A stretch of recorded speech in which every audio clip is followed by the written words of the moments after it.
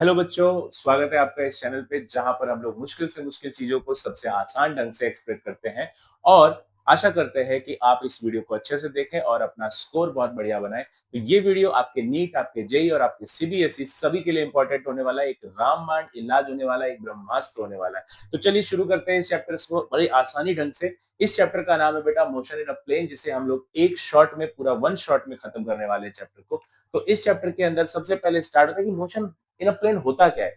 पिछले वीडियो में आप लोगों ने ये देखा, पिछले लेक्चर में जब मैंने motion in a straight line की बात की थी, तो मैंने कहा था कि मोशन हमेशा किसी के पर्सपेक्टिव की बात होती है। जैसे फॉर एग्जांपल मैं आपसे पूछूं कि क्या मैं मोशन में हूं, तो आपका रिवर्स सवाल होना चाहिए था, सर किसके रिस्पेक्ट में आप बात कर रहे हैं। तो किसी के रिस्पेक्ट में, यानी किसी फ्रेम ऑफ रेफरेंस के रिस्पेक्ट में ही मोशन को एक्सप्लेन किया जा सकता है। यहां पर हम लोग बात करेंगे एक प्लेन के अंदर, मतलब कि एक्स एक्सिस और वाई एक्सिस में कोई चीज मूव कर रही है। जैसे कि एक गाड़ी एक रोड पे चलता है, तो यहाँ पे ये एक्स और वाई है और कार अपने रोड पे चल रहा है, तो कार इस वक्त अपने एक प्लेन के अंदर मूव कर रहा है। इसको एक्सप्लेन करने के लिए हम लोग कुछ डायरेक्शंस की बात करते हैं, हम लोग बात करते हैं कुछ मोशन के अंदर कुछ ऐसे टर्म्स की जो कि एक्सप्लेन करना बहुत इंपॉर्टेंट है। जैसे फॉर एग्जांपल के लिए हम लोग पढ़ते हैं स्केलर क्वांटिटी और वेक्टर क्वांटिटी। देखिए बेटा, स्केलर क्वांटिटी क्या चीज है? ऐसी कोई भी क्वांटिटी जिसमें सिर्फ और सिर्फ मैग्नीट्यूड हो, यानी उसकी सिर्फ वैल्यू हो, तो उसे हम स्केलर क्वांटिटी कहते हैं। फॉर एग्जांपल के लिए हमसे कोई हमारा वजन पूछता है, कोई मास पूछता है, तो वी से कि सर हमारा वजन 50 केजी है और 100 केजी है। सो आप उसके साथ कभी डायरेक्शन का यूज नहीं करते। मैंने कभी ऐसा नहीं कहा कि मेरा वजन 100 किलोग्राम नॉर्थ में है, तो क्या साउथ में मुड़ जाऊंगा तो मेरा वजन 50 हो जाएगा? नहीं ना। यानी कि आपका वजन हर एक डायरेक्शन में सेम है, क्योंकि ये सिर्फ वैल्यू पे डिपेंडेंट है, इसमें डायरेक्शन नहीं होता, तो इट्स अ स्केलर क्वांटिटी। तो स्केलर क्वांटिटी के अंदर कौन कौन सी चीजें आती हैं? जैसे कि मास, जैसे कि लेंथ, जैसे कि टाइम, और भी बहुत सारी चीजें जो भी आप सोच सकते हैं जिसमें कोई डायरेक्शन ना होता हो।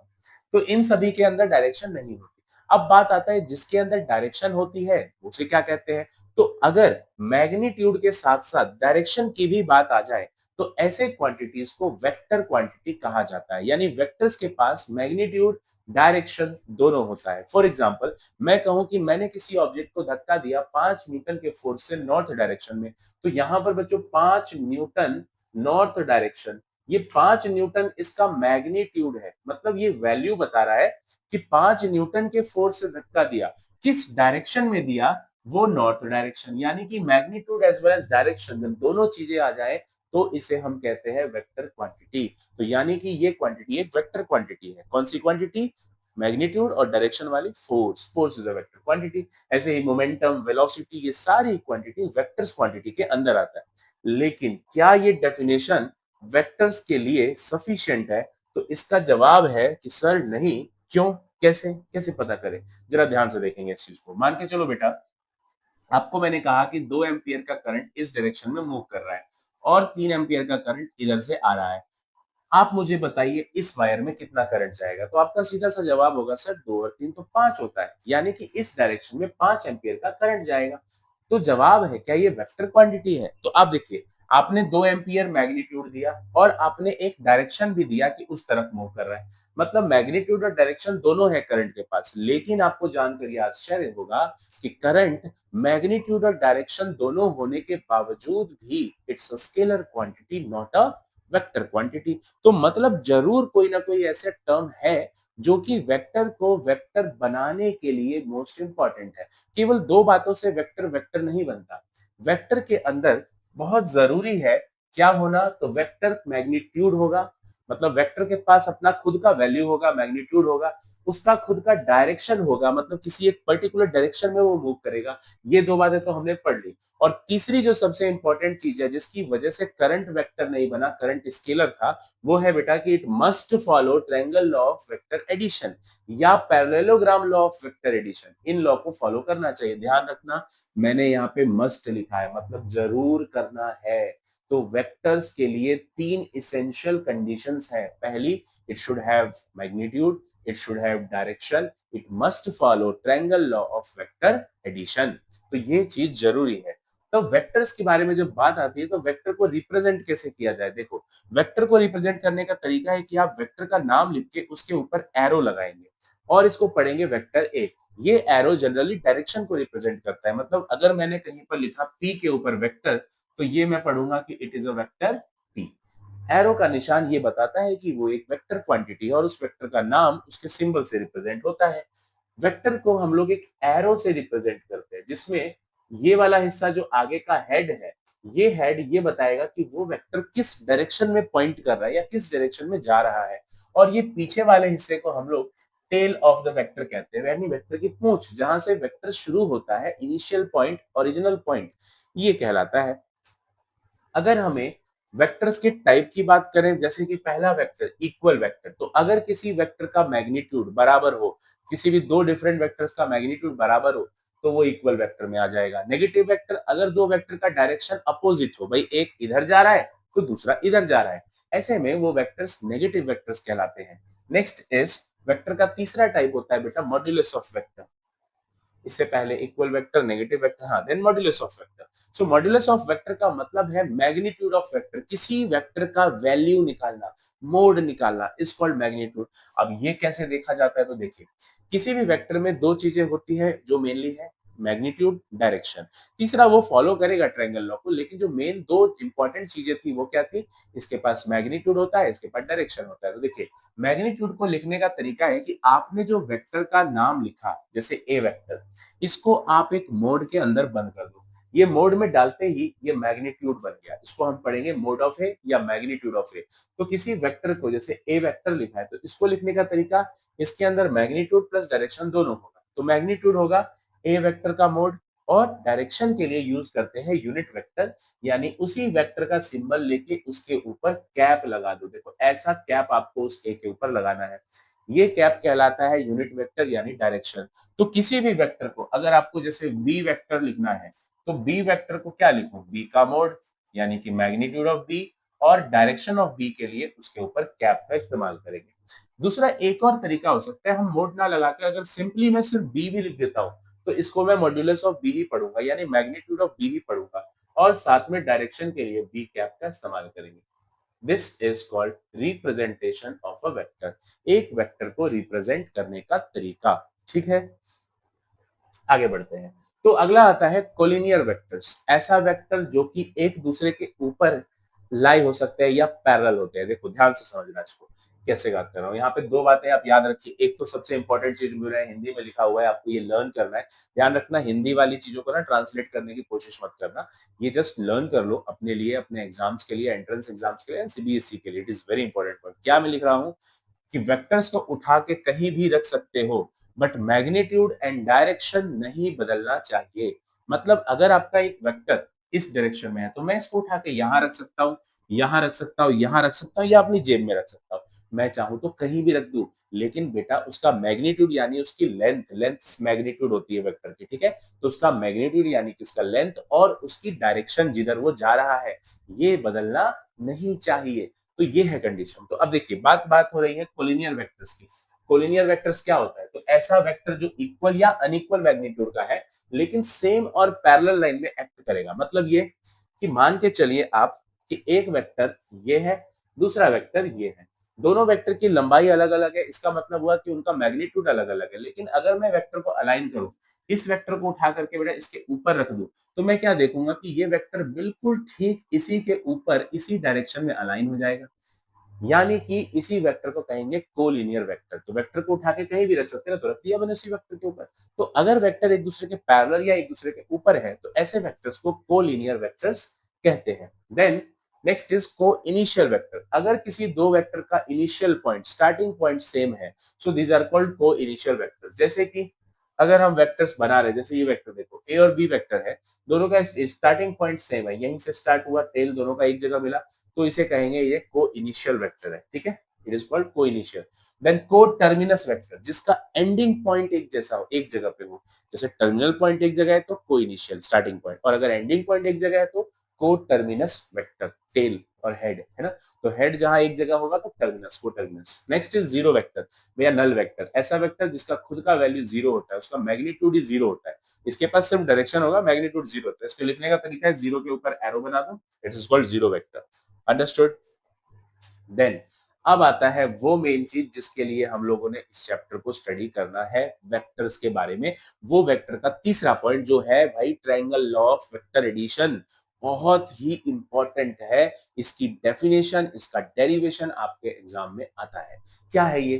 तो ये बताता है कि यदि two vector represented by two sides of triangle, then the resultant of this vector, resultant का मतलब है सम। याद करिए मैंने कहा था करंट जो है वो वेक्टर नहीं है, क्योंकि 2 + 3 5 आ गया था, है ना। 2 + 3 2 और 3 एम्पियर को जब हमने जोड़ा था वहां पर करंट के केस में, जब मैंने आपको एग्जांपल दिया था, तो उस एग्जांपल में आपने 2 एम्पियर और 3 एम्पियर का सम 5 एम्पियर देखा। तो करंट तो ऐसे ही चलता है, लेकिन वेक्टर्स ऐसे नहीं चलता है। वेक्टर को कैसे जोड़ा जाता है? तो उसको जोड़ने की टेक्निक, उसको जोड़ने की थियरी कहलाती है ट्रायंगल लॉ। अब देखिए करना क्या है, जैसे एक वेक्टर है ये, मान के चलो this is a vector A, इसकी डायरेक्शन ये है बच्चों। दूसरा वेक्टर बी बना लेता हूं मैं इस तरफ, दिस इज वेक्टर बी। अब ध्यान से देखो क्या बोला था डेफिनेशन ने, कि यदि दो वेक्टर्स ट्रायंगल के दो साइड को रिप्रेजेंट करते हैं, ये दो साइड ट्रायंगल का हो सकता है। कैसे बनाऊं ट्रायंगल, इसको कंप्लीट कर लेता हूं। ट्रायंगल बनेगा अगर आप इस लाइन को ऐसे जोड़ते से जोड़ते चले जाएं, है ना। देखो ये एक ट्रायंगल तैयार हो गया, इट्स अ ट्रायंगल। तो कह रहा है कि ट्रायंगल का रिजल्टेंट जो होगा ना इस वेक्टर का, वो क्या होगा? थर्ड साइड होगा, लेकिन अपोजिट मैनर में। What is the opposite manner? देखो ये आपको स्टाइलस का टिप दिख रहा है और ये बैक पॉइंट दिख रहा है, टिप और बैक, हेड टेल, ठीक है। तो इधर देखो एरो हेड है, हेड है तो ऐसे हेड गया, फिर हेड ऐसे गया, तो मुड़ के तो ऐसे आना चाहिए था ना। दोबारा रिपीट करता हूँ, ये ऐसे आ रहा है, ये ऐसे जा रहा है, तो अगला बेटा ऐसे जाना चाहिए, लेकिन इसका अपोजिट कर दो, यानी ऐसे कर दो उल्टा। तो ये हो गया अपोजिट मैनर, यानी यहां पर जो मैनर अपोजिट बनेगा वो कुछ ऐसा बनेगा, यहां से इधर आता हूं, this is the opposite manner, ठीक है। ये हो गया मेरा रिजल्टेंट वेक्टर। ये बेटा ये है आर वेक्टर, यानी इसका रिजल्टेंट, दो ट्रायंगल लॉ का रिजल्टेंट। अपोजिट मैनर में वेक्टर इधर गया, इधर गया, ये इधर जाने की जगह उल्टा आया, ये है रिजल्टेंट। यानी दोनों वेक्टर को जोड़ूंगा ना, तो जोड़ करके ये आर वेक्टर बनेगा। अब ये जोड़ू कैसे? तो इसके लिए इसकी डेरिवेशन करना जरूरी है। चलिए तो डेरिवेशन देखते हैं बेटा। मान के चलो this is a vector A और वेक्टर बी कुछ इस तरीके से इधर जा रहा है। रिजल्टेंट इसका आप लोगों ने समझ ही लिया कि रिजल्टेंट किधर होगा, तो रिजल्टेंट होगा इस तरफ अपोजिट मैनर में, जिसे हम लोग आर वेक्टर के नाम से जानेंगे। अब सवाल यह है कि ए और वेक्टर बी के बीच का एंगल कितना है। तो कई लोग आप में से कहेंगे कि एंगल तो सर ये है, तो जवाब है नहीं। एंगल हमेशा देखा जाता है टेल टू टेल का, टेल टू टेल का। जैसे कि इस वेक्टर का टेल यहां पर है, लेकिन इस ए वेक्टर का टेल बेटा यहां पर है, तो दोनों टेल को ना एक जगह ले आओ। मैंने आपको अभी एक स्टेटमेंट बताया था, वेक्टर्स को उठाकर कहीं भी रख सकते हो, मैग्नीट्यूड डायरेक्शन नहीं बदलना चाहिए। उठाओ इस वेक्टर ए को और आगे शिफ्ट कर दो, मतलब ये वेक्टर ए है ना, उठा करके यहाँ ले आओ। अगर मैं यहाँ ले आऊं तो मुझे कुछ ऐसा नजर आएगा या नहीं? देखो ऐसा नजर आएगा कि नहीं? यानी बच्चे एंगल ये होगा, ए और बी का एंगल उसके आगे है, ये इसका एंगल है, ठीक है। तो ये हुआ इसका angle, dot tail to tail का एंगल। नेक्स्ट यहां से आप एक परपेंडिकुलर ड्रॉ कर दो इसके ऊपर। Let suppose this point is M, इसका नाम पी रख लेते हैं, इसका ओ रख लेते हैं, इसका क्यू रख लेते हैं। तो ये हो गया इसका डायग्राम ट्रायंगल लॉ का। इसको थोड़ा सा मैं बड़ा कर देता हूँ, आपको विजिबल होने में थोड़ा सही रहेगा।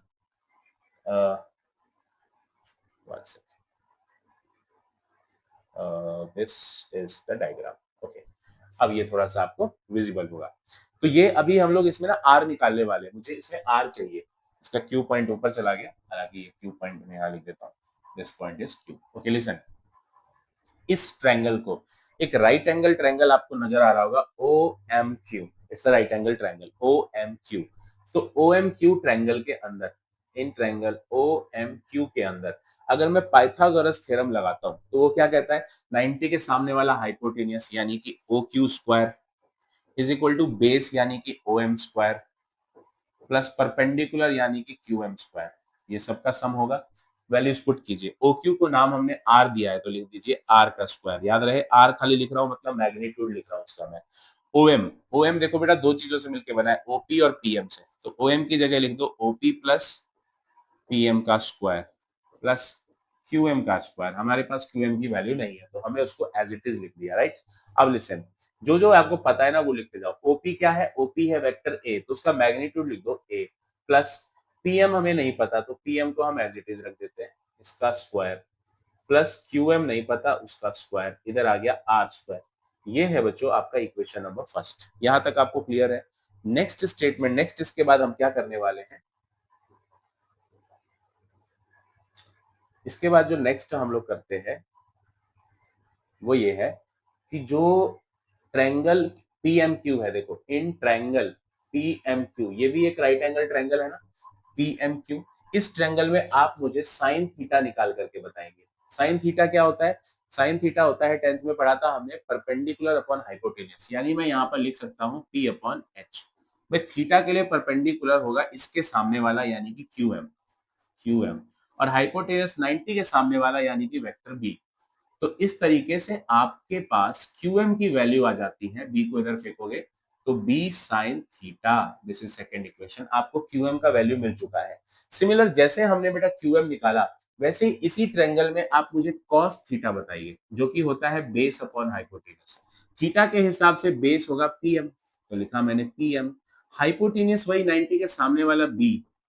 सो इस हिसाब से हमारा जो पीएम निकला वो आ गया, बी इधर भेजे तो बी कॉस थीटा, ये हमारे पास पीएम की वैल्यू आ गई। This is equation number 2, second equation आ गई, ये हमारे पास आ गया। अब आपके पास दो भी जो पीएम और क्यूएम आया, इसको फर्स्ट में पुट कर दूं, put in equation first, second first equation में रखने पर रख देते हैं, आर स्क्वायर बराबर ए, ए तो ए ही है, प्लस पीएम, पीएम आया है बी कॉस थीटा, इसका स्क्वायर, प्लस क्यूएम स्क्वायर, बेटा क्यूएम क्या है, वो है बी साइन थीटा, तो इसका स्क्वायर करना पड़ेगा, है ना।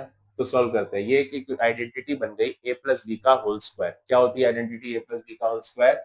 ए स्क्वायर प्लस बी स्क्वायर, यानी B square cos square theta हो जाएगा, प्लस 2a, और b की जगह ये पूरा b कॉस थीटा। सिमिलर यहाँ पे स्क्वायर है तो ये आएगा बेटा B square sine square theta, right. ये हमारे पास निकल के आया। अब थोड़ा सा इसको रीअरेंज करते हैं, देखिए ए स्क्वायर, इसको मैं थोड़ा सेपरेट कर दूं, a square, this is r square बराबर ए स्क्वायर प्लस यहाँ पे b square cos square theta, b square sine square theta, इन दोनों में से आप बी स्क्वायर कॉमन ले सकते हो। अगर बी स्क्वायर निकाल लोगे तो आपके पास बचा cos square theta plus sign square theta, plus में आपके पास आगे बचता है 2ab कॉस थीटा। देखो यहाँ पर ए स्क्वायर प्लस बी स्क्वायर, ये एक आइडेंटिटी है, 10th क्लास में आपने मैथमेटिक्स ट्रिग्नोमेट्री में आइडेंटिटी पढ़ी थी, sign square theta plus cos square theta की वैल्यू 1 होती है, तो ये 1 आ गया, तो आपके पास इसके पीछे वाला बचा 2ab cos थीटा, यानी रिजल्टेंट का स्क्वायर आ गया। तो what will be resultant, square दूसरी तरफ भेजोगे अंडर द रूट बनेगा, तो रूट में a square plus B square plus 2ab cos theta, ये आपका वेक्टर का रिजल्टेंट आया। मतलब किसी भी ट्रायंगल लॉ का जो फाइनल आंसर आता है, दो वेक्टर्स को जोड़ के जो आंसर आता है ना, वो a प्लस बी नहीं होता, वो होता है ये formula, a square plus B square plus 2ab cos theta. समझने के लिए आप ये समझिए बेटा कि पिछले केस में मैंने 2 एम्पियर का करंट और 3 एम्पियर का करंट लिया था, तो आपने उसका आंसर मुझे 5 बता दिया था, है कि नहीं। अब देखो जरा यहाँ पे, इसको ऐसे समझो, मैं अभी देख रहे हो हेड टू हेड मिल रहा है, टेल टू टेल नहीं मिल रहा, तो वेक्टर को शिफ्ट करो, 3 एम्पियर को ऊपर शिफ्ट करो, ऐसे आएगा 3 एम्पियर, हटा दो न्यूटन रख दो, क्योंकि एम्पियर तो करंट है, वो स्केलर है। मान के चलते हैं फोर्स की बात कर लेता, दो न्यूटन 3 न्यूटन के फोर्स को जोड़ के देखते हैं। ये 2 एम्पियर का है ना, इसको उठाकर आगे ले चलो, तो यानी इस डायरेक्शन में। अब देखो टेल टू टेल मिल गया, अब इसका टेल मिल गया, एंगल 90 डिग्री है। तो अगर इसको मैं क्या करूं, इसको उठा करके यहाँ रखूं, यानी कि ऐसे रख दूं, ऐसे रख दूं, तो इसका रिजल्टेंट ये होगा, थर्ड साइड है ना। और रिजल्टेंट का फॉर्मूला हमने अभी अभी पढ़ा था, under the root A square यानी 2 स्क्वायर, बी स्क्वायर यानी 3 स्क्वायर जो दूसरा वेक्टर है, 2 into 3 into 2 cos theta, theta तो 90 है ना, यहाँ पे दोनों एंगल के बीच में 90 डिग्री का एंगल है दोनों के बीच में। सो आंसर हुआ 2 का स्क्वायर 4, 3 का स्क्वायर 9, 2 3 6 2 12, cos 90 की वैल्यू होती है 0। तो यहाँ पर ये cos 90 की वैल्यू में लिख दूंगा 0, यानी 12 इंटू 0, तो हमारा आंसर आया 9 और 4 13, यानी आपका रिजल्टेंट का वैल्यू होगा रूट 13 न्यूटन। मतलब 2 न्यूटन और 3 न्यूटन का सम 5 न्यूटन नहीं है बच्चे, रूट 13 न्यूटन है, रूट 13 न्यूटन है। ओके, ऐसे करके वेक्टर्स का सम निकलता है। तो हमारा जो नेक्स्ट टॉपिक है वो है parallelogram law of vector addition. मतलब कि अगर देखा जाए तो ट्रायंगल लॉ की तरह ही ये भी है, लेकिन देखना स्टेटमेंट क्या है, स्टेटमेंट समझना। ट्रायंगल लॉ से ना चुरा के ही बना है पैरेललोग्राम लॉ, बिल्कुल सेम एज इट इज है, जो मैंने आपको पॉइंट समझाया ना ट्रायंगल लॉ में, वही यहाँ लगाना है। क्या है, ये लॉ कहता है कि यदि two vectors represented by the two sides of parallelogram. मान लो कि एक वेक्टर ये है वेक्टर ए और दूसरा वेक्टर ये है वेक्टर बी, ये दोनों किसी पैरेललोग्राम के दो साइड को रिप्रेजेंट करते हैं, तो रिजल्टेंट किधर होगा, इनका सम किधर होगा, सो दैट ये resultant is given by diagonal of the parallelogram. तो पहले ना इसको पैरेललोग्राम कंप्लीट करो। देखो पैरेललोग्राम बनाने के लिए मैंने इसको जोड़ दिया, तैयार हो गया पैरेललोग्राम। पैरेललोग्राम का डायगोनल कहां से होगा, ये वाला बीच से, तो यही उसका रिजल्टेंट होगा, आर होगा। ये था पैरेललोग्राम। अब देखिए ये बिल्कुल ट्रायंगल लॉ ही है। कैसे, मैं इस ए वेक्टर है ना, ए वेक्टर को अपनी जगह रहने दो, दिस इज वेक्टर ए। इस बी वेक्टर को उठाओ और उठा करके कहीं भी रख सकते हो ना, अभी सिखाया था, वेक्टर को उठा के कहीं भी रख सकते हैं। मैग्नीट्यूड डायरेक्शन नहीं बदलना चाहिए, ऐसे उठा के यहाँ रख दो, यानी कि इस तरफ रख दो, ये आपका बी आ गया। अब देखो रिजल्टेंट है ये वाला, रिजल्टेंट ये है, इसको उठाओ और यहाँ रख लो, यानी ये रिजल्टेंट होगा यहाँ पर। चेक करके बताओ बेटा, ये तो ट्रायंगल लॉ ही नहीं है। एंगल यहाँ थीटा होगा, यहाँ से परपेंडिकुलर खींचूंगा, इसका पॉइंट एम, इसका पी, इसका ओ, इसका क्यू। डेरिवेशन बाकी बिल्कुल सेम ट्रायंगल लॉ की ही रहेगी, बस हमें एक लाइन ऐड करना होगा हमने कि we can shift a vector anywhere, कहीं भी शिफ्ट कर सकते हैं, anywhere on the plane, but the condition is, condition क्या है, but the condition is the magnitude and direction of vector should not change। Magnitude और डायरेक्शन उस vector का बदलना नहीं चाहिए। आपको ये स्टेटमेंट यहाँ पर लिख करके ये डायग्राम बनाना है ट्रायंगल लॉ वाला, एंड देन आगे की डेरिवेशन बिल्कुल वही होगी जो हमने हमने ट्रायंगल लॉ में समझा था, यानी कि ये वाला।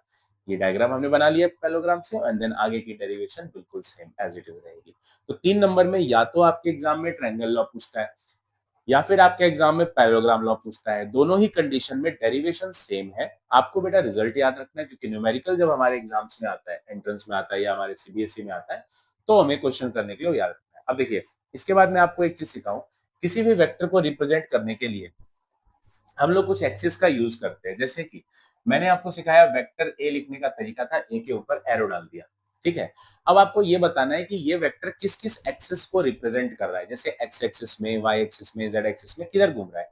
तो अगर मैं एक्स एक्सिस दिखाना चाहता हूँ कि मान के चलो एक्स एक्सिस में ना किसी 2 सेंटीमीटर पे जा रहा है, तो आपको लिखना होगा 2 i कैप। मतलब आई कैप क्या बताता है, ये आई कैप रिप्रेजेंट करता है एक्स एक्सिस की डायरेक्शन, मतलब एक्स एक्सिस की तरफ मूव कर रहा है जहां भी आई कैप होगा। प्लस में लिखा होगा 3j कैप, ये जे कैप आपको बताता है कि वाई एक्सिस की डायरेक्शन है, मतलब वाई एक्सिस में अगर कोई चीज मूव कर रहा है तो आप उसके साथ में जे कैप लगा सकते हैं। +5k कैप, अब ये के कैप आपको क्या बताता है कि कौन सा एक्सिस है, जेड एक्सिस है। तो अगर कोई चीज जेड एक्सिस में मूव कर रहा है तो आप उसके साथ के कैप का यूज कर सकते हैं। इस तरीके से किसी वेक्टर के रिप्रेजेंटेशन को दिखाया जाता है या वेक्टर को रिप्रेजेंट किया जाता है। तो अगर मुझे इस वेक्टर का ना मैग्नीट्यूड चाहिए, अभी थोड़ी देर पहले मैंने आपको कहा था मैग्नीट्यूड के लिए या तो खाली ए लिख दो या तो उस वेक्टर को मोड के अंदर रख दो, दोनों ही केस में हम इसको मैग्नीट्यूड बोलते हैं। निकालने का क्या तरीका है ना, आपको लेना है अंडर द रूट, जो भी आई कैप के साथ में है वैल्यू उसका स्क्वायर करो। आई कैप के साथ यहाँ पे 2 है तो मैंने 2 का स्क्वायर किया, प्लस जे कैप के साथ जो है उसका स्क्वायर करो, प्लस के कैप के साथ जो है उसका स्क्वायर करो। ध्यान रहे साइन के साथ, अगर कोई नेगेटिव होता ना तो माइनस का लेता था। जैसे अगर यहाँ -5 के कैप होता तो मैं -5 का स्क्वायर कर रहा होता, ठीक है। साइन लेना है। चलो इसका आंसर बताओ, 2 का स्क्वायर हो गया बेटा 4, 3 का स्क्वायर 9, 5 का स्क्वायर 25, इसको जोड़ दो, 9 1 10 3 13, 13 + 25 ऐड करेंगे, 5 3 8, 2 1 3, √38, एंड देन 38 का आप एलसीएम लेना जानते हो बहुत अच्छी तरीके से, कुछ नहीं होगा है ना, मतलब कुछ भी नहीं आएगा, तो आपको √38 पे छोड़ना पड़ेगा, यानी कि इनका जो मैग्नीट्यूड आ रहा है वो आ रहा है √38। इस तरीके से मैग्नीट्यूड निकाल सकते हैं। अब इसी पे बेस्ड एक क्वेश्चन देखते हैं, आपकी एनसीईआरटी का एग्जांपल नंबर 3.4 है। क्या कह रहा है क्वेश्चन में कि पोजीशन एक पार्टिकल का दिया गया है r is equals to 3t I cap plus 2t square J cap plus 5k cap. मतलब इसको थोड़ा छोटा कर लेते हैं, उसको यहाँ रखते हैं, क्वेश्चन को सॉल्व करने की कोशिश करते हैं। इस क्वेश्चन ने मुझे बेटा आर दिया, एक पोजीशन वेक्टर दिया 3ti cap plus 2t square जे कैप प्लस 5k कैप। इसने ऐसा लिखा। उसके बाद क्वेश्चन में कह रहा है कि जहां पे t सेकेंड्स में है and coefficient have proper units of r in metres, find vt। आपको निकालना है वेलोसिटी। ओके ठीक है, एक चीज ये निकालना है। एंड at यानी acceleration at time t, t के टर्म्स में एक्सेलरेशन भी चाहिए। दूसरा, find the magnitude and direction of vt at t equal to 1 second. t equal to 1 second पे इसको वेलोसिटी भी चाहिए। मतलब ये तीन चीजें हमसे पूछ रहा है यहाँ पे। अब सबसे पहली बात, आपको पता है कि आपका r यानी पोजीशन वेक्टर क्या है। आप जानते हैं वेलोसिटी क्या होता है, हमने चैप्टर नंबर 2 यानी motion in a straight line में पढ़ा था, डिफरेंशिएशन करना। कि अगर कभी आपको वेलोसिटी निकालना है और आपको डिस्प्लेसमेंट दिया हुआ है तो आप ds बाई dt करते हैं, यानी कि डिफरेंशिएशन में ds बाई dt करोगे तो वेलोसिटी मिलेगा। बस यहाँ पे ना s की जगह इसने क्या वर्ड यूज किया है डिस्प्लेसमेंट के लिए, x यूज किया है, r यूज किया है। तो आप यहाँ पे r लिखेंगे। क्या है r, वो मेंशन कर दो। इसने लिखा है 3ti cap plus 2t square j cap plus 5k cap. Now listen, जैसे जैसे ये d बाई डी टी है ना, ये तीनों का है, तो ये d बाई डी टी बेटा तीनों को डिस्ट्रीब्यूट कर दो। First of all d by D T लग जाएगा किसके साथ, 3ti कैप के साथ। फिर plus d by D T लग जाएगा किसके साथ, 2t स्क्वायर j कैप के साथ। फिर d बाई डी टी लग जाएगा किसके साथ, 5k कैप के साथ। राइट, डिफरेंशिएशन हमने ऐसे लगा दिया। अब सॉल्व करना सीखते हैं। कांस्टेंट टर्म को डिफरेंशिएशन के बाहर निकालते हैं। तो 3 बाहर आ जाएगा, 3 लिख लो। डी आई कैप भी बाहर आ जाएगा, बचेगा क्या, dt by dt। dt by dt तो कट के 1 हो गया ना, लिखने की जरूरत नहीं है। प्लस इधर आ जाओ, 2 कांस्टेंट है बाहर निकालो, j कांस्टेंट j कैप आ गया। अब t स्क्वायर का डिफरेंशिएशन क्या होगा, हमने पिछली क्लास में पढ़ा है, पिछले लेक्चर में पढ़ा है कि अगर डिफरेंशिएशन कुछ ऐसा है t स्क्वायर का करना है तो जो भी पावर होता है उसको आगे उतार लेते हैं और पावर में एक घटा देते हैं, तो 2t हो जाता है। जिनको ये नहीं समझ में आया जाके पिछला वीडियो चेक कीजिए, motion in a straight line का। मैंने बहुत अच्छे ढंग से उसमें डिफरेंशिएशन और इंटीग्रेशन को समझाया हुआ है, जो कि बिल्कुल जीरो लेवल से है। तो यहाँ पर हमने डिफरेंशिएशन किया, पावर को आगे उतारा, पावर में एक घटाया, यानी कि बेटा यहाँ पे 2 जो ऊपर है ना वो 2 आगे आ जाएगा और t की पावर 2 माइनस 1 यानी कि 1 होगा, t हो जाएगा। ठीक है, तो ये निकला। प्लस अब ये 5 के कैप दोनों ही कांस्टेंट ही तो है, के कैप तो डायरेक्शन बता रहा है, 5 तो कांस्टेंट है, कांस्टेंट का डिफरेंशिएशन 0 होता है। यानी हमारे पास वेलोसिटी क्या निकल गया, 3i कैप प्लस 2 टू जा 4t j कैप, ये निकल के आ गया। ये हमारा पहला आंसर तैयार है। यानी कि हमारी एनसीईआरटी में जो हमसे पहला उसने पूछा था कि वीटी निकालो, तो ये है आपका वीटी, यानी कि टाइम के रिस्पेक्ट में हमारा वेलोसिटी का वैल्यू। अब देखो उसने पूछा एक्सेलरेशन भी निकालो। एक्सेलरेशन के लिए हमें वेलोसिटी का यूज करना पड़ेगा। आपका जो वेलोसिटी का वैल्यू आया 3i कैप, यहां लिखो 3i cap plus 4t j cap, ये था 4t j cap, this was v। और अगर मुझे एक्सेलरेशन चाहिए तो एक्सेलरेशन के लिए सिंपल सा फॉर्मूला है dv बाई dt। मतलब वेलोसिटी को एक बार और डिफरेंशिएट कर दो तो एक्सेलरेशन आ जाता है। यानी कि d बाई dt मैं करूंगा किसका, वेलोसिटी यानी इस पूरे का 3i cap plus 4t j cap का। आंसर होगा भाई d बाई dt, दोनों को बांट दो तो d by dt 3i cap को अलग दे दिया, d by dt 4t j cap को अलग बांट दिया। ठीक है, अब रूल क्या कहता था, कांस्टेंट का डिफरेंशिएशन 0। देखो बेटा 3 कांस्टेंट है, i कैप वैसे भी सिर्फ डायरेक्शन बता रहा है, तो 3 कांस्टेंट का डिफरेंशिएशन तो 0 हो गया, तो मैंने लिख दिया 0। प्लस यहाँ कांस्टेंट 4 बाहर आएगा क्योंकि t है, तो 4 j कैप बाहर आ गया, dt बाई dt बच गया। क्या होगा dt बाई dt, t का डिफरेंशिएशन 1 ही हो जाएगा क्योंकि कट गया, ये वैसे भी काट के दिखाना मत कभी भी, 1 हो गया। तो आपका एक्सेलरेशन का आंसर आ गया 4j कैप। ये आपका एक्सेलरेशन का आंसर आ गया 4j कैप। जो दूसरी चीज उसने पूछी थी वो भी निकल गई। अब बात आती है तीसरा उसने क्या पूछा है। देखो थर्ड पार्ट पूछ रहा है vt को 1 सेकंड पे निकालो। मतलब आपकी जो vt का इक्वेशन आया है ना, ये वाला, this is your vt। So v is 3i cap plus 4t j cap. इसको निकालो कितने पे, 1 सेकंड पे। डाल दो इसमें वैल्यू भाई, निकालो 3 कैप प्लस 4 टी के बदले 1 डाल दो जे कैप, ये हो गया 3i कैप प्लस 4 जे कैप। अब आप कहोगे ये तो वैल्यू नहीं हुआ, मुझे तो वैल्यू पूछा है ना। तो मैग्नीट्यूड निकालने के लिए क्या सिखाया था मैंने आपको, अंडर दी रूट लगाओ, जो भी आई कैप के साथ है उसका स्क्वायर प्लस जो भी जे कैप के साथ है उसका स्क्वायर प्लस जो भी के कैप के साथ है उसका स्क्वायर, के तो है ही नहीं यानी 0 है। तो ये आंसर आया बेटा 9 प्लस 4 का स्क्वायर 16, 16 9 25, यानी आपका आंसर आ गया 5 मीटर पर second. This is the velocity at 1 second. इस तरीके से हम इस क्वेश्चन को सॉल्व करते हैं। आई होप आपको ये क्वेश्चन बिल्कुल क्रिस्टल एंड क्लियर होगा। इस तरीके से ही सवाल आपके वेक्टर्स के अंदर आते हैं। It is very easy to solve. आगे बढ़ते हैं। इसके बाद हमारा नेक्स्ट एक क्वेश्चन है। अब ये क्वेश्चन हमारे वेक्टर्स के कॉन्सेप्ट को बिल्कुल क्लियर करने वाला है। जो भी मैंने वेक्टर्स में तुम्हें पढ़ाया वो आप सारा यहाँ लगा सकते हो। क्वेश्चन क्या कह रहा है?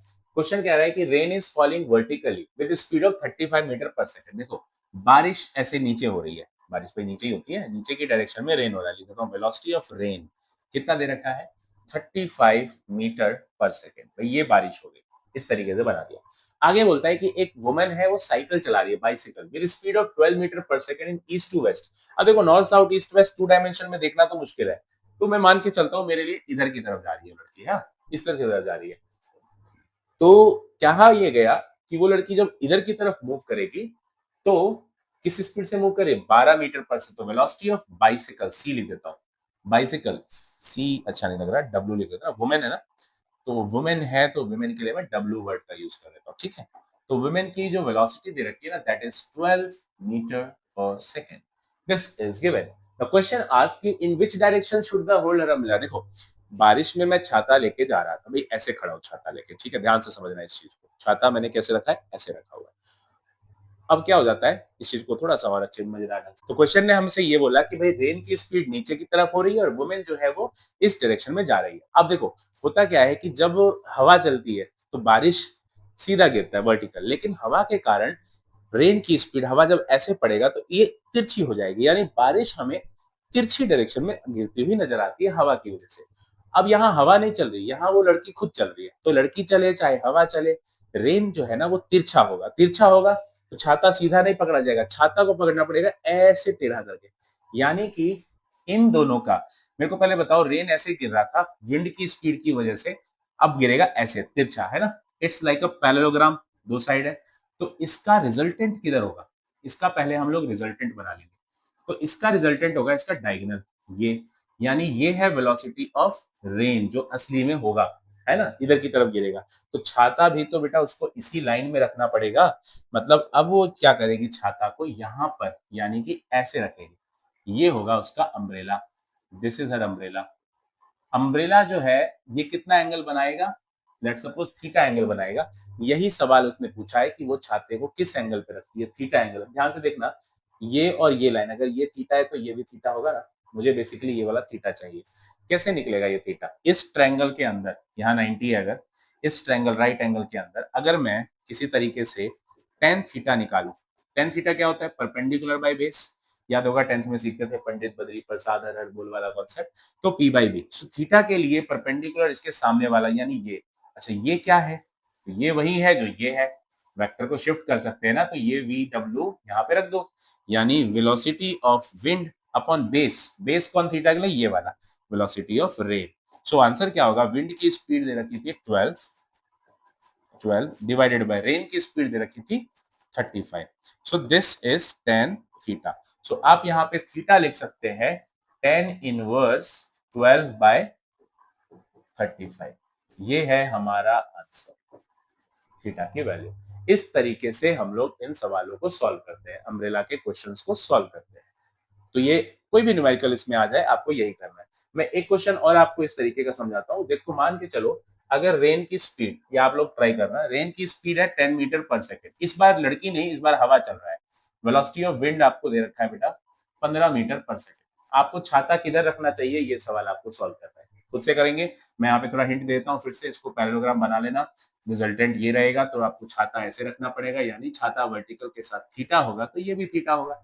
फिर वही केस बिल्कुल same as it is solve करेंगे इसको, ठीक है। आगे बढ़ते हैं नेक्स्ट टॉपिक की तरफ। अगला आता है बेटा, दो वेक्टर्स का मल्टीप्लिकेशन कैसे किया जाए, यानी multiplications of two vectors, vectors को मल्टीप्लाई करना।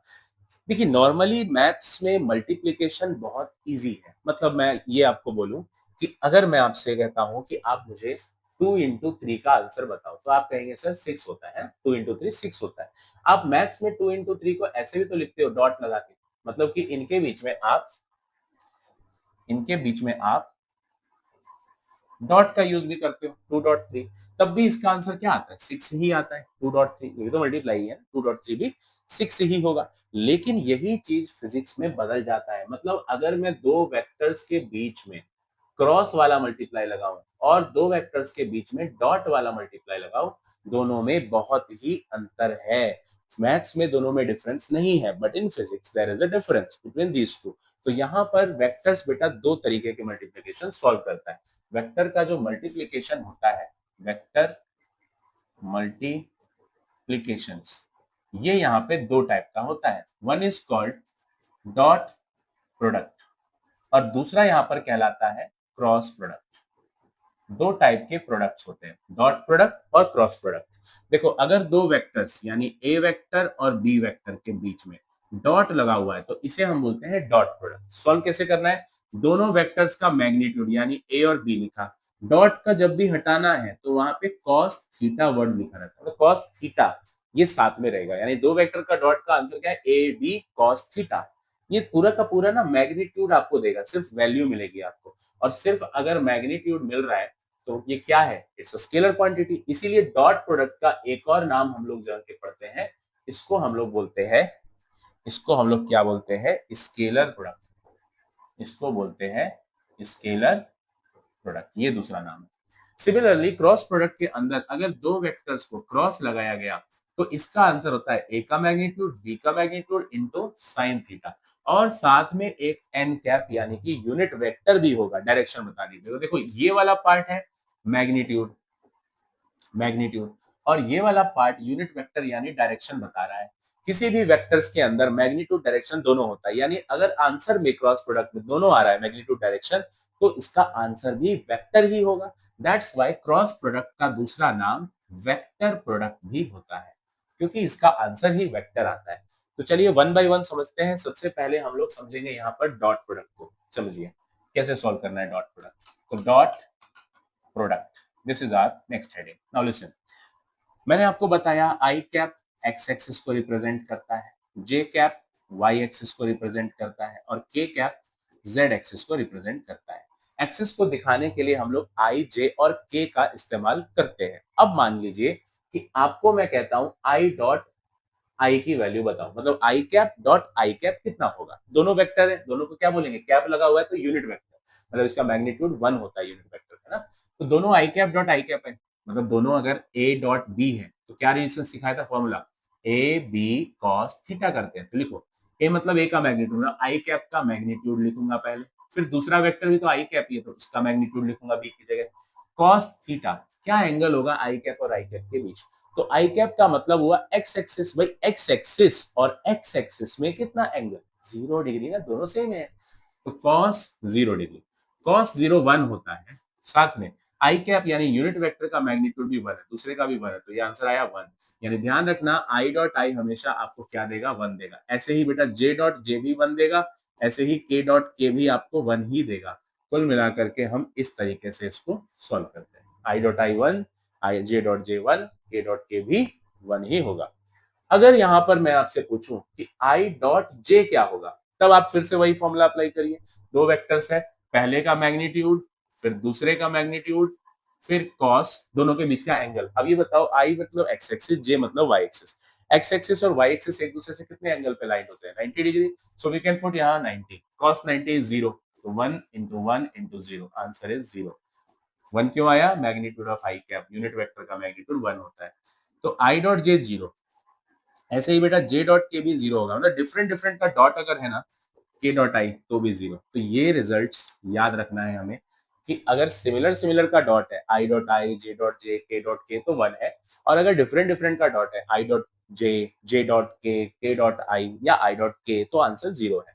इसी के इस्तेमाल से हम लोग यहाँ पे डॉट प्रोडक्ट के बीच में क्वेश्चन करते हैं। देखिए अब यहाँ पे सवाल है, find scalar product of this. Scalar product मतलब अभी मैंने कहा डॉट प्रोडक्ट को स्केलर प्रोडक्ट भी कहते हैं, स्केलर प्रोडक्ट भी कहते हैं, क्योंकि इसके आंसर में सिर्फ मैग्नीट्यूड आता है। अब अभी हम समझेंगे कि कैसे मैग्नीट्यूड आता है। इस क्वेश्चन में देखिए यहाँ पर पहला है ए कैप, उसने ए कैप की वैल्यू दे रखी है, हमसे वो पूछ रहा है स्केलर प्रोडक्ट निकालो। देखो मान के चलो मेरे को चाहिए scalar product of A B, तो ए डॉट बी निकालना है मुझे। तो रूल कहता है सबसे पहले ना पहला ब्रैकेट, मतलब जो पहले नाम आया, ए आया पहले, तो ए वाला पहले लिख दूं, क्या है a, i cap plus 2j cap minus k cap dot, फिर बी क्या वेक्टर, तो बी वेक्टर उतार दो, बी वेक्टर क्या है, minus i cap plus j cap minus 2k cap, ये हमने लिख दिया। तो ये है a डॉट बी। अब इसका डॉट करते हैं। डॉट प्रोडक्ट कहता है कि मल्टीप्लाई करना है पहले इन तीनों को, मतलब इस i को तीनों के साथ करेंगे। करते हैं वन बाई वन। देखो i डॉट आई, क्या सीखा था अभी, i डॉट आई 1 सीखा था, माइनस का निशान है, माइनस लगेगा, है ना, i डॉट आई 1 हो गया। फिर ऐसे ही i को j के साथ किया, आगे नंबर क्या है, यहाँ पे कुछ नहीं है तो 1 है, ध्यान रखना, तो 1 यहाँ भी 1 ही है, तो 1 इंटू 1 क्या हुआ, प्लस का 1, और i डॉट j लिख देते हैं, i डॉट j हो गया। फिर i वाले को k के साथ, प्लस इंटू माइनस हुआ माइनस, 1 इंटू 2, वहां पे क्या है 2 लिखा हुआ है, यहाँ 1 है यहाँ 2 है, तो माइनस का 2, और i डॉट k हो गया। जैसे हमने इसको तीनों के साथ किया, अब वैसे ही हमें मल्टीप्लाई करना होगा इस j वाले को तीनों से, इस j वाले को तीनों से, तो प्लस, सॉरी प्लस और माइनस यहाँ पे माइनस हो जाएगा, यहाँ j के साथ प्लस है और यहाँ j i के साथ माइनस है, तो प्लस इंटू माइनस हुआ minus, 2 into 1 2, j dot I, यहाँ लिख दिया j डॉट आई। फिर 2 प्लस प्लस को मल्टीप्लाई किया, प्लस 2 1 जा 2, j डॉट j, देन इसको मल्टीप्लाई किया इस k के साथ, तो माइनस का 2 2 जा 4, j डॉट k, फिर प्लस, अब अगला निशान k वाले का, इसका मल्टीप्लाई फिर बेटा तीनों से करोगे, है ना, तो तीनों से जब करोगे इसको, देखो माइनस माइनस हो गया plus, k dot I, 1 into 1 तो 1 है, और k डॉट आई हो गया।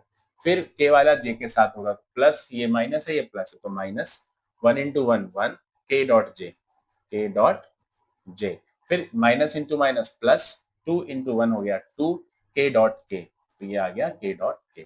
ये हमने पूरा मल्टीप्लीकेशन पहले तो लिख लिया, अब इसकी वैल्यू लिखते हैं, तो minus 1 plus I dot J 0 होगा, हटाओ, आई डॉट के 0 होगा, हटाओ, मल्टीप्लाई जे डॉट आई 0 होगा, हटाओ, जे डॉट जे 1 होगा तो 2 1 जा 2 माइनस 4 जे क्रॉस जे डॉट के 0 होगा तो ये 0 लिख दो, 4 के साथ मल्टीप्लाई 0 ही हो जाएगा, के डॉट आई 0 ही होगा, के डॉट जे 0 ही होगा, फिर के डॉट के 1 हो गया, 2 इंटू 1 2 आ गया, तो हमारा आंसर रहा माइनस 1 प्लस 2 प्लस 2, तो 2 2 4 4 माइनस 1 3, तो हमारा फाइनल आंसर जो यहाँ पर आया स्केलर प्रोडक्ट का बेटा वो आ रहा है 3। तो ध्यान दो ये 3 सिर्फ मैग्नीट्यूड है, ओनली वैल्यू है, यानी इनका मल्टीप्लिकेशन सिर्फ एक वैल्यू आ रहा है, इसीलिए इसके स्केलर प्रोडक्ट कहते हैं। अब एग्जाम में इतना लंबा चौड़ा कैलकुलेशन करोगे क्या, सीधा शॉर्टकट ही क्यों ना सीख ले भाई। तो ध्यान रखना है, मुझे ये पता है कि आई को आई के साथ करूंगा तभी मल्टीप्लिकेशन में 1 आता है डॉट प्रोडक्ट में, आई को जे के साथ या के साथ 0 आता है, तो सिंपली आई वाले को आई से मल्टीप्लाई करना सीख लो, क्या होगा 1 इंटू माइनस 1 हुआ माइनस 1, आई डॉट आई 1 हो गया, फिर जे वाले को जे से करो, 2 प्लस 2 इंटू 1 2, ऐसे ही फिर ये माइनस इंटू माइनस, मतलब ये भी माइनस का के कैप माइनस का 2 के कैप, मल्टीप्लाई करूंगा माइनस 1 इंटू माइनस 2 प्लस का 2, तो आंसर आ गया 3। डायरेक्टली आप एग्जाम में ऐसे भी कर सकते हैं। ये था बेटा स्केलर प्रोडक्ट यानी कि डॉट प्रोडक्ट। एक क्वेश्चन मैं आपको और देता हूं, आप यहाँ पे मुझे करके बताएं। आपके पास वेक्टर P है 3i cap plus 4j cap, और आपके पास वेक्टर Q है 4j cap plus 5k cap. मेरे को आप P डॉट Q का आंसर बताएंगे फटाफट। तो सिंपली एक बार आंसर इसको देख लेते हैं, क्या करना है हम लोगों को। यहाँ पे आई कैप को आई के, इसमें तो आई है ही नहीं, तो J वाला है 4 इंटू 4 16 आ गया answer, that's it, this is our answer. तो अब इस सवाल को आगे देखो, ये भी वेक्टर के ऊपर ही इस टाइप का भी क्वेश्चन हमारे सामने कभी-कभी आ जाता है। क्वेश्चन क्या है कि आपको वैल्यू ऑफ n बताना है, जिसके लिए एक वेक्टर गिवन है। वेक्टर दे रखा है a is equals to 2j 2i cap plus nj cap. मैं इस वेक्टर को यहाँ लिख रहा हूँ कि एक वेक्टर गिवन है बेटा 2i cap plus nj cap plus k cap इस वेक्टर में, और दूसरा वेक्टर b दे रखा है 4i cap minus 2j cap minus 2k cap. ये दोनों एक दूसरे के क्या है, तो परपेंडिकुलर है। अगर परपेंडिकुलर है यानी कि 90 डिग्री है, कौन सा डॉट प्रोडक्ट या क्रॉस प्रोडक्ट, मैं इसमें कौन सा प्रोडक्ट यूज करूं जिससे मेरा कैलकुलेशन थोड़ा सा आसान हो जाए, जरा ये सोचो। अब इस चीज को हम एक मिनट जाते हैं। ओके, तो हमने जो ये वेक्टर दोनों लिखा कि ए वेक्टर हमने लिखा बेटा 2i cap plus nj cap plus k cap, ये गिवन है। बी वेक्टर दिया हुआ है 4i cap minus 2j cap minus 2k cap, और ये गिवन है कि ये दोनों वेक्टर एक दूसरे के परपेंडिकुलर है। अब जरा ये सोचो, डॉट प्रोडक्ट और क्रॉस प्रोडक्ट में ऐसा मैं क्या लगाऊं कि मैं इसको सॉल्व कर पाऊं। डॉट प्रोडक्ट में बेस्ड क्या होता है, cos थीटा। अगर मैं cos 90 कर दूं तो cos 90 जीरो हो जाएगा, है ना। तो डॉट प्रोडक्ट का इस्तेमाल हम यहाँ पे कर सकते हैं क्योंकि वो जीरो होगा। आपको सिंपली सोचना है किसका वैल्यू जीरो हो सकता है, साइन थीटा में या cos थीटा में। तो मैं अगर ए डॉट बी निकालता हूँ, ए डॉट बी निकालता हूँ तो मुझे पता है कि ए बी कॉस थीटा ये मेरा आंसर आता है ना, ए डॉट बी का आंसर। तो ए का मैग्नीट्यूड बी का मैग्नीट्यूड इनटू कॉस थीटा में। देखो ए का मैग्नीट्यूड कैसे आएगा, तो आपने सीखा था अंडर द रूट, जो भी आई कैप के साथ है उसका स्क्वायर करो, है ना। जो भी आई कैप के साथ है उसका स्क्वायर करो, प्लस जो जे कैप के साथ है यानी एन तो एन का स्क्वायर करो, प्लस के कैप के साथ वन है तो उसका स्क्वायर करो। फिर बी का मैग्नीट्यूड, बी में क्या है, आई कैप के साथ फोर, जे कैप के साथ -2 का स्क्वायर, के कैप के साथ फिर से -2 का स्क्वायर इनटू कॉस थीटा। बेटा थीटा 90 डिग्री बोल रहा है दोनों वेक्टर्स में। This side A dot B करना है। डॉट क्या सिखाया था मैंने, आई को आई के साथ करो तो 2 4 जा 8, आई जे के साथ जीरो होगा तो करने की जरूरत है, सिर्फ जे को जे के साथ करो तो plus into minus, -2 into one हो गया 2। ऐसे ही के को के के साथ करो, 2 1 जा 2। इस साइड में तो बेटा इसका answer multiply into zero, cos 90 zero, तो ये जीरो ही आ गया। 8 -2n प्लस 2 आ गया जीरो। तो यहाँ से 8 और 2 हो गया 10, -2n बराबर जीरो। तो 2n आ जाता है यहाँ पे 10। What is n from here, 10/2 यानी कि 5। तो हमारे n की वैल्यू 5 है। अगर हम n की वैल्यू को 5 रख दें इस क्वेश्चन के अंदर तो ये दोनों वेक्टर एक दूसरे के परपेंडिकुलर हो जाएंगे, ऐसा इस सवाल का आंसर है। तो ध्यान रखना, जब भी परपेंडिकुलर कहे तो आपको डॉट प्रोडक्ट से सॉल्व करना है, और जब भी पैरेलल कहे तो आपको क्रॉस प्रोडक्ट से सॉल्व करना है। क्रॉस प्रोडक्ट हम अगले टॉपिक में समझेंगे। यहां तक हमारा डॉट फिनिश हो जाता है बेटा। अब आता है हमारे पास क्रॉस प्रोडक्ट। तो समझते हैं जरा क्रॉस प्रोडक्ट को क्या करना है, कैसे सॉल्व करना है। देखिए, क्रॉस प्रोडक्ट को करने से पहले मैं आपको एक साइकिल सिखा रहा हूं। ये साइकिल आपको याद रखना है। क्या है साइकिल, मान लो कि ये है आई कैप, ये है जे कैप और ये है के कैप। तो ऐसे चलेगा हमेशा, ठीक है। आई क्रॉस जे अगर कहीं लिखा है, जैसे आई क्रॉस जे, तो बताओ आई क्रॉस जे के बाद अगला कौन आ रहा है, के, तो इसका आंसर होगा के कैप। अगर लिखा हुआ है जे क्रॉस के, तो बताओ जे क्रॉस के के बाद अगला कौन आ रहा है, आई कैप, तो इसका आंसर आएगा आई कैप। ऐसे ही के क्रॉस आई अगर आएगा, के क्रॉस आई, तो बताइए क्या होगा, के क्रॉस आई के अगला क्या है, जे कैप, तो ये आएगा जे कैप। इस तरीके से हम लोग मल्टीप्लाई क्रॉस प्रोडक्ट में करते हैं। सिमिलरली अगर मुझे उल्टा ही दे दिया जाए, मेरे पास आ गया जे क्रॉस आई करने के लिए, तो क्या करूं। देखो जे क्रॉस आई, हम उल्टा जा रहे हो ना, तो आगे क्या है के, लेकिन उल्टा है तो के की जगह आ जाएगा माइनस के। सिमिलरली मुझे बताओ के क्रॉस जे क्या होगा। देखो के क्रॉस जे अगला वाला आई कैप, लेकिन उल्टा जा रहे हैं तो माइनस आई कैप। सिमिलरली हमारे पास के क्रॉस जे हो गया, जे क्रॉस आई हो गया।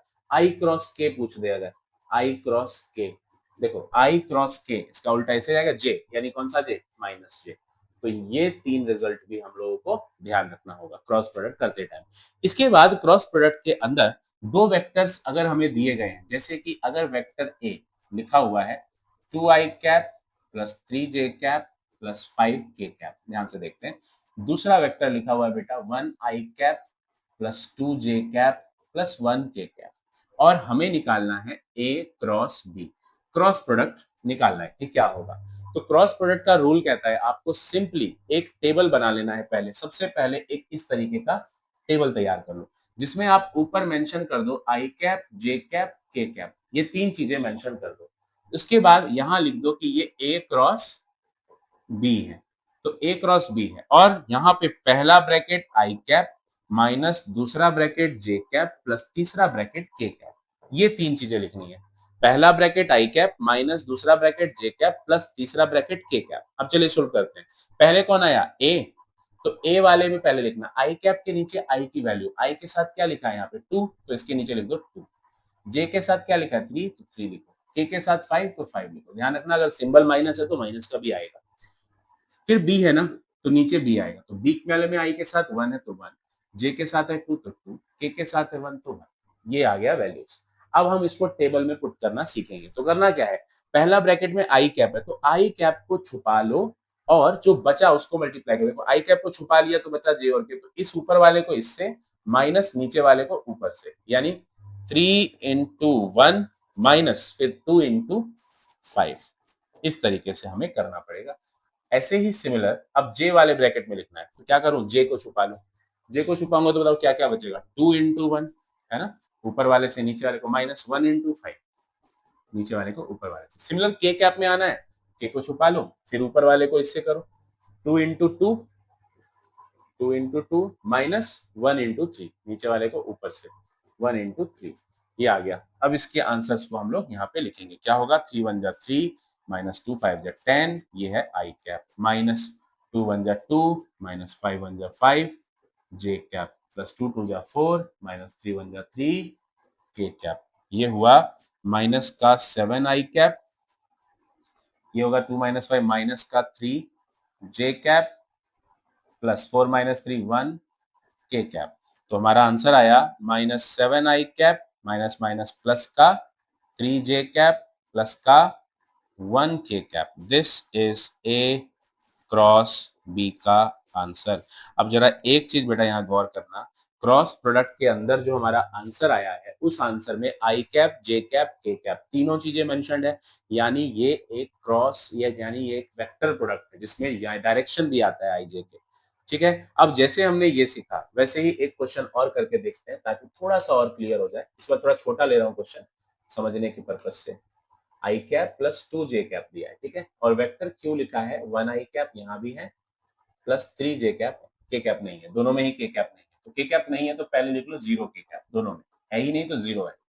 क्या करना है, P क्रॉस Q निकालना है, फटाफट देखते जाना। पहले क्या करा था हमने, टेबल बनाया, ऊपर I J K मेंशन किया, फिर क्या किया, नीचे हमने ब्रैकेट्स बनाए थे, पहला ब्रैकेट आई कैप माइनस दूसरा ब्रैकेट जे कैप प्लस तीसरा ब्रैकेट के कैप, यानी प्लस माइनस प्लस का सिंबल याद रखना है, प्लस माइनस प्लस, पहला ब्रैकेट आई कैप माइनस दूसरा ब्रैकेट जे कैप प्लस तीसरा ब्रैकेट के कैप। अब उठाओ, P पहले है तो P वाला, I के साथ है 1, J के साथ है 2, K के साथ है 0, Q है, फिर Q वाले में उठाओ, I के साथ है 1, J के साथ है 3, K के साथ है 0।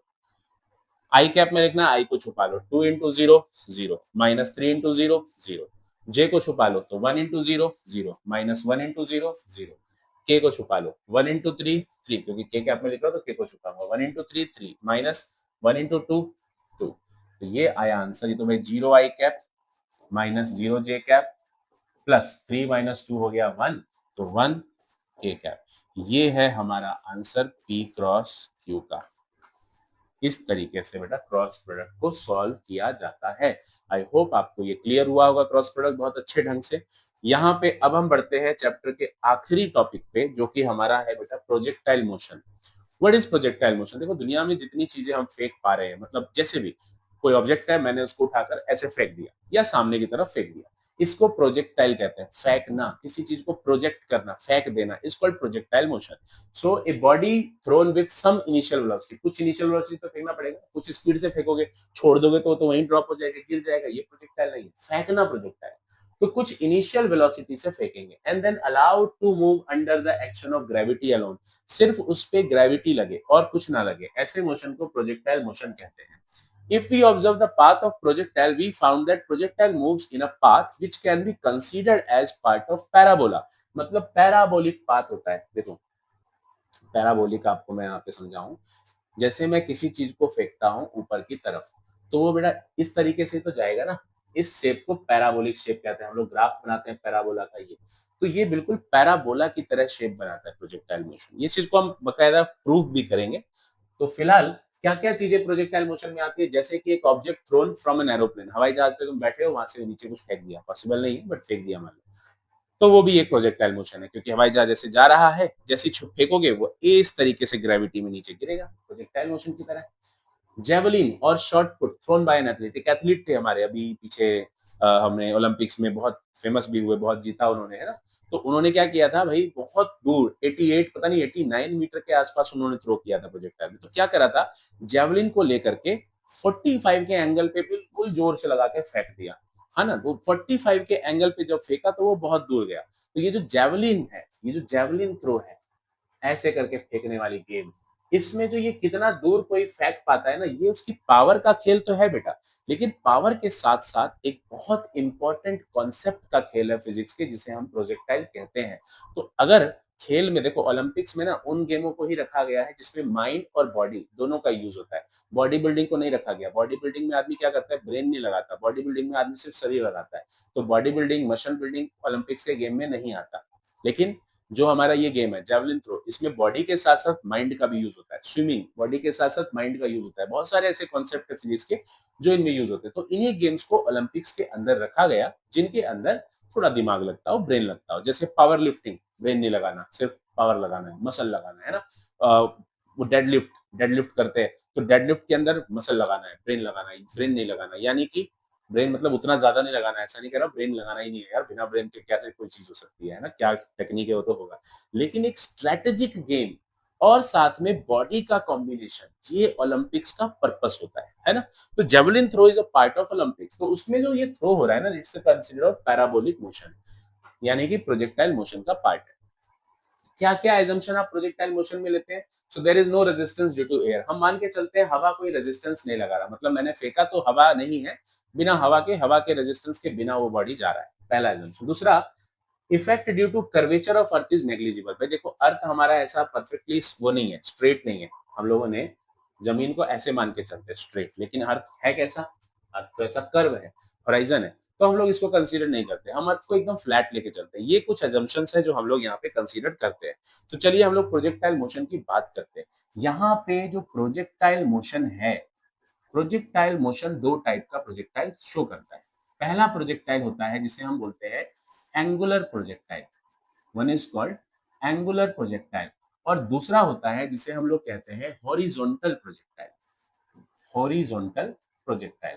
अब ध्यान से देखना, एंगुलर का मतलब ऐसा प्रोजेक्टाइल जिसको तुम कुछ एंगल बना करके यानी थीटा एंगल पे फेंकोगे, तो वो हॉरिजॉन्टल प्रोजेक्टाइल कहलाएगा। और सॉरी, एंगुलर प्रोजेक्टाइल कहलाएगा जब तुम एंगल बना करके किसी चीज को सामने की तरफ फेंकोगे एंगल पे, तो that is angular projectile. Horizontal projectile में जमीन के ऊपर कोई बिल्डिंग है या तुम खड़े हो, तुम अपने हाइट से ही जमीन के पैरेलल फेंकते हो, तो जो ये जाएगा ना, इसे कहेंगे हॉरिजॉन्टल प्रोजेक्टाइल। मतलब यहाँ पर थीटा 0 होता है, ग्राउंड के पैरेलल फेंका जाता है। तो एक एक करके हम लोग स्टडी करते हैं। इसके लिए कुछ टर्म्स याद रखना, जहां से फेंका गया और जहां तक ऑब्जेक्ट जाके गिरा, इसे बोलते हैं रेंज। इसे क्या बोलते हैं? रेंज, जहां तक ऑब्जेक्ट जाके गिरा, मैक्सिमम दूरी। चलिए, अब यहाँ पर एक दो टॉपिक मैं समझाना चाहता हूँ आपको। देखो, यहाँ पे एक टॉपिक है जिसको कहते हैं वेक्टर रिजोल्यूशन।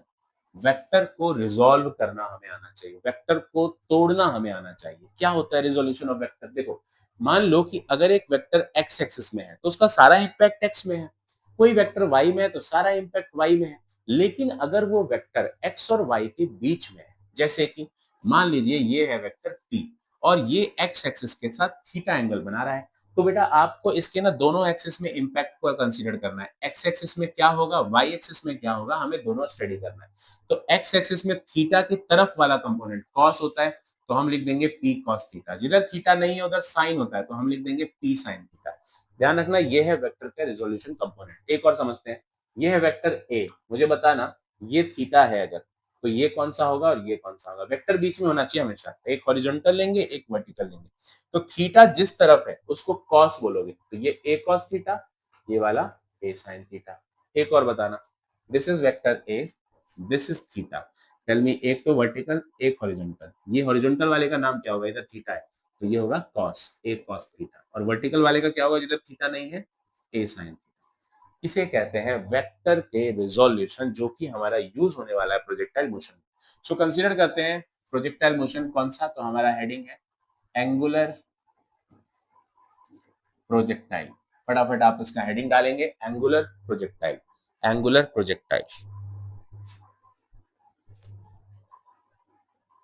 प्रोजेक्टाइल मोशन के अंदर जब हम एंगुलर प्रोजेक्टाइल की बात करते हैं, तो एंगुलर प्रोजेक्टाइल में आप ऑब्जेक्ट को एंगल पे फेंकते हैं। मतलब आपने जो थ्रो किया है ना, वो एक पर्टिकुलर एंगल बना के थ्रो किया है, ठीक है। तो यहाँ पर हम लोग कुछ शेप ले लेते हैं। देखिए, एक स्ट्रेट लाइन खींचिए। So let's suppose this is our ground, ये हमारी जमीन है, ठीक है। ग्राउंड को दिखाने के लिए नीचे आपको लाइन खींचनी पड़ेगी। कुछ इस टाइप से हमने इसके नीचे लाइन खींचा, ये है हमारा अर्थ ग्राउंड। यहाँ पे थीटा एंगल बना करके आप एक ऑब्जेक्ट को फेंकते हो यू वेलोसिटी से। आपने एक पत्थर को फेंका यू वेलोसिटी से। ये पत्थर गया, जाते गया, जाते गया, जाते गया, जाते जाते जाते जाते भाई जमीन पे गिरेगा। तो ये मान लो यहाँ जाके जमीन पे गिरा।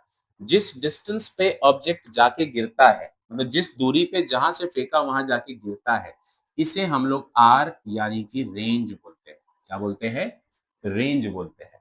और टोटल इस रेंज को करने में, मतलब जितने टाइम के लिए हवा में ये ऑब्जेक्ट रहा है, इसे टाइम ऑफ फ्लाइट बोलते हैं। यानी टोटल टाइम जो बेटा यहाँ से लेके यहां तक का टाइम है, इस टाइम को कहा जाता है टाइम ऑफ फ्लाइट।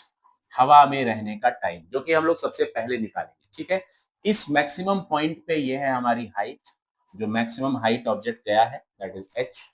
अभी इस यू के ना दो कंपोनेंट बनाने हैं मुझे। अभी मैंने आपको वेक्टर रिजोल्यूशन सिखाया था। थीटा की तरफ हॉरिजॉन्टल कंपोनेंट, थीटा की तरफ वाले कंपोनेंट को क्या बोलते हैं? तो थीटा की तरफ वाले कंपोनेंट को कॉस बोलते हैं। यानी ये होगा you cos theta x axis में। और वर्टिकल कंपोनेंट क्या होगा? You sine theta. ऐसे ही हर एक पॉइंट पे किसी पे भी निकालो, यहाँ पे इस तरफ जा रहा है तो ये होगा यू कॉस थीटा। इसमें वर्टिकल तो है ही नहीं क्योंकि एक्स एक्सिस के पैरेलल हो गया है ना।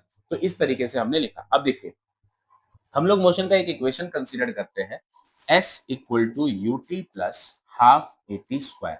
अब ध्यान से मुझे चीजें बताना। सबसे पहला काम, एक्स एक्सिस की बात, अगर वाई एक्सिस की बात करूं, क्योंकि मैंने जहां से फेंका है और जहां गिरा है ये दोनों एक्स एक्सिस पे ही है, ग्राउंड पे यानी एक्स एक्सिस पे है।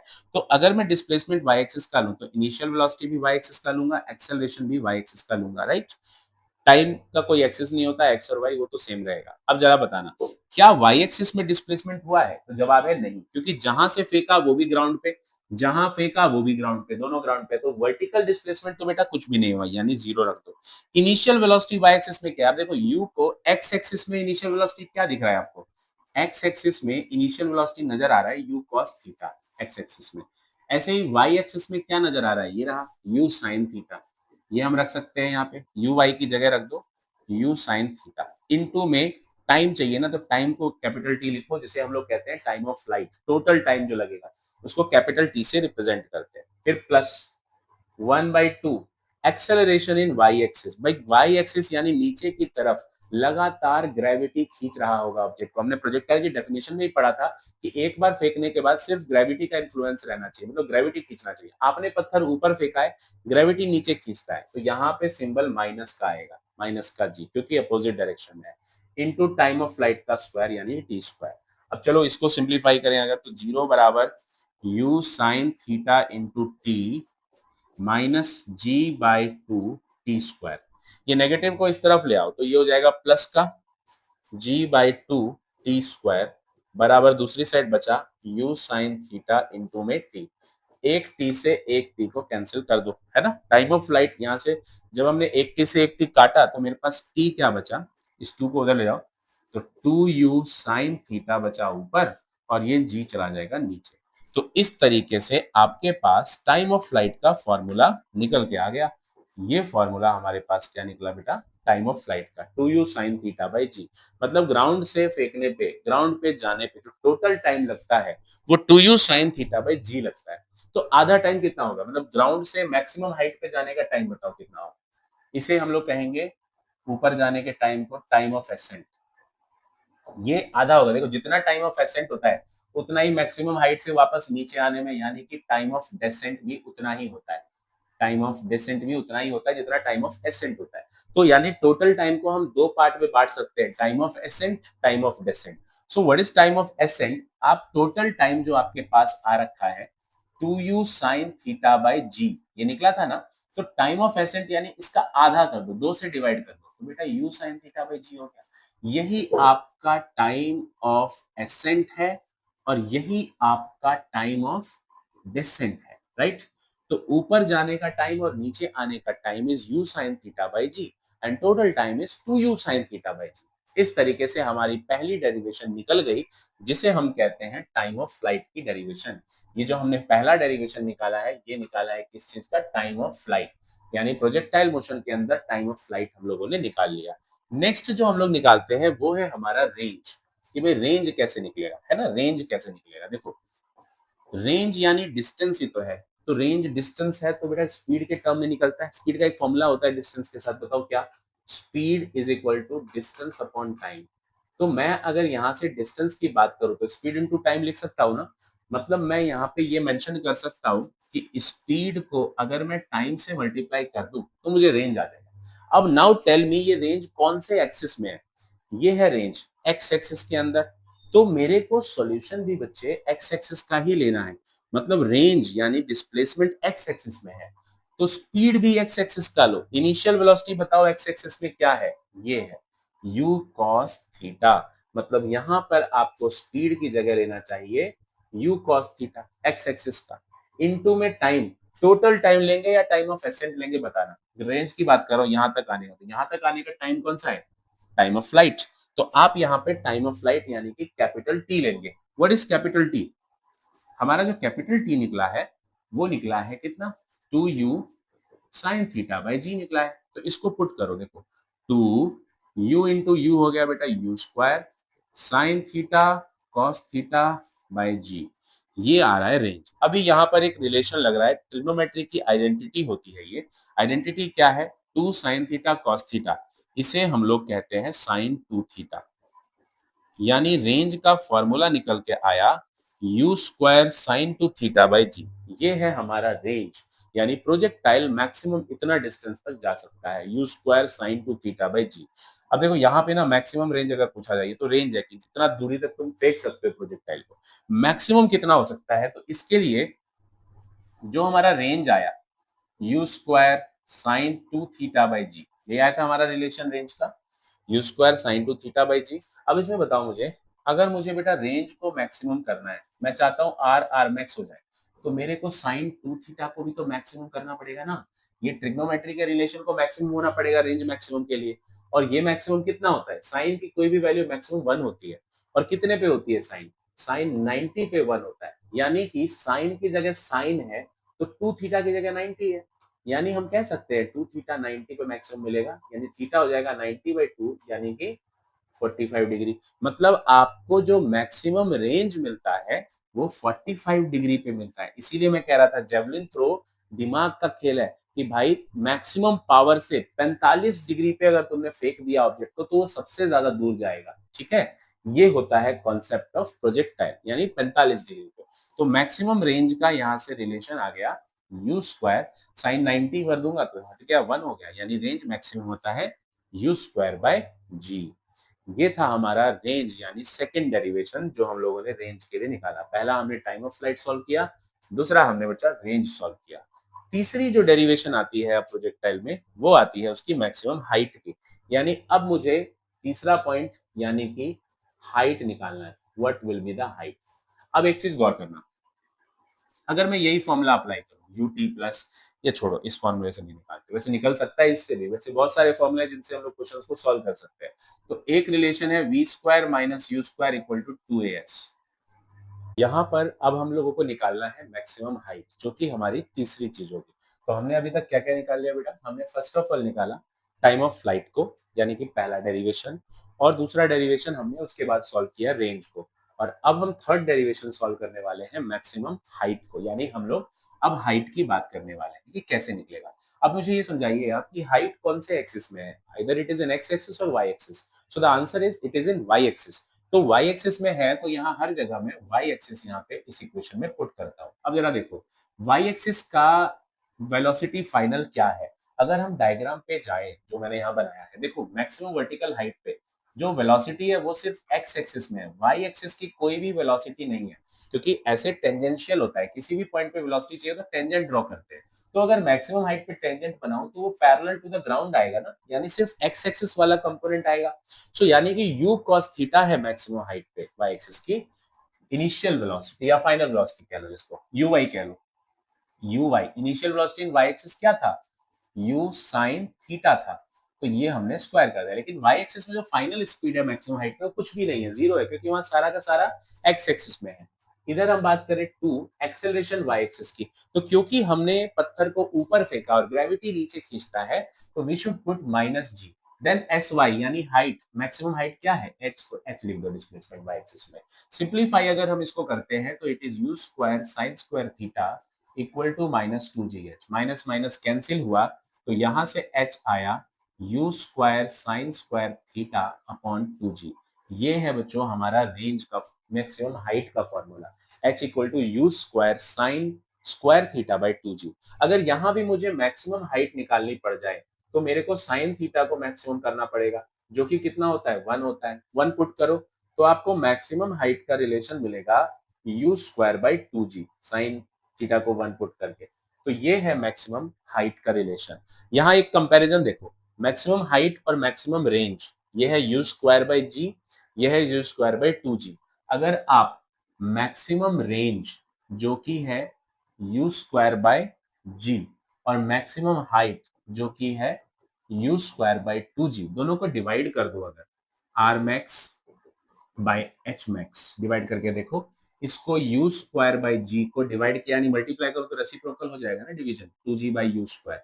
यू स्क्वायर से स्क्वायर गया, जी से जी गया तो बचा 2। तो आर मैक्स क्या आया, एच मैक्स उधर जाएगा, हाइट का डबल। यानी कि आप जितना ऊपर ऑब्जेक्ट को फेंक सकते हो, सामने फेंकोगे तो उसका डबल फेंकोगे। मतलब मान लो मैंने एक पावर लगाई, फुल पावर लगाई और 50 मीटर ऊपर फेंक पा रहा हूं ऑब्जेक्ट को, तो सामने रेंज कितना फेंक पाऊंगा उसी पावर से, 100 मीटर, जस्ट डबल कर देंगे। तो ये रिलेशन हमें ये समझाता है। कभी कभी एग्जाम में आता है कि derive the relation R max equal to 2h max, तो आप इस तरीके से सॉल्व कर सकते हैं। ये हो गए हमारे टोटल 3 डेरिवेशन। देन इसके बाद इस डेरिवेशन टॉपिक में आता है कि वेलोसिटी अगर आपको पता करनी हो एट एनी इंस्टेंट, पूरे प्रोजेक्टाइल में किसी भी पॉइंट पे अगर वेलोसिटी चाहिए तो कैसे निकाली जाए। देखो प्रोजेक्टाइल में जब हमने फेंका तो वो इस तरीके से गया, मान के चलो इस पॉइंट पे मैं चाहता हूँ वेलोसिटी निकालना, दिस इज v। तो बेटा इसके दो कंपोनेंट बनेंगे, हॉरिजॉन्टल vx मान लो, वर्टिकल vy मान लो। तो मुझे इन दोनों का कंपोनेंट निकालना होगा। पैरेललोग्राम के हिसाब से ये डायगोनल है इसका, तो डायगोनल निकाल लेंगे। पहले vx vy का पता लगाओ। तो v का फॉर्मूला होता है u plus at।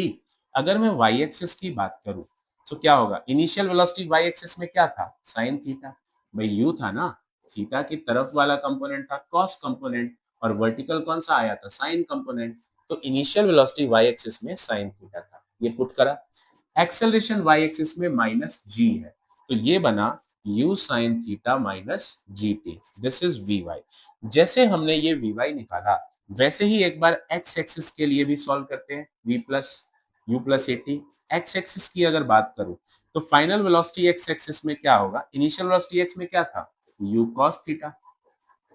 Acceleration x में कुछ भी नहीं है, क्योंकि ग्रेविटी तो सिर्फ बेटा वाई एक्सिस में लग रहा है, और प्रोजेक्टाइल में सिर्फ एक ही ग्रेविटी ही अलोन काम करता है और कुछ नहीं।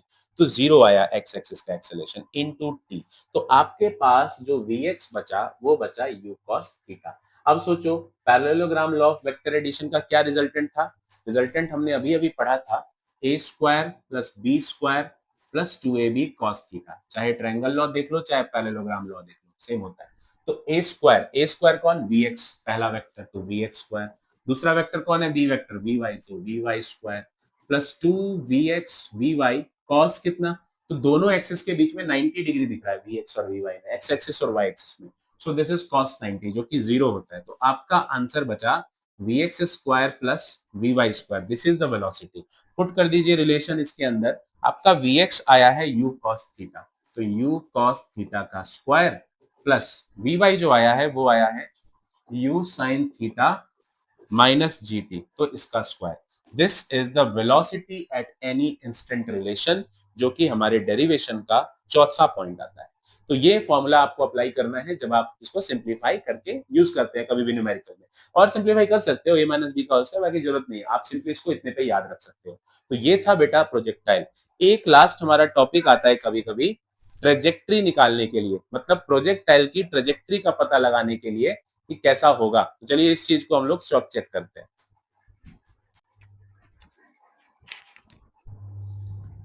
तो प्रोजेक्टाइल मोशन की ट्रेजेक्ट्री का मतलब हुआ वो रास्ता जिसको प्रोजेक्टाइल फॉलो करता है। मतलब बेटा जब हम किसी चीज को थ्रो करते हैं ना, तो जिस रास्ते से वो जाता है उसे ट्रेजेक्ट्री कहते हैं।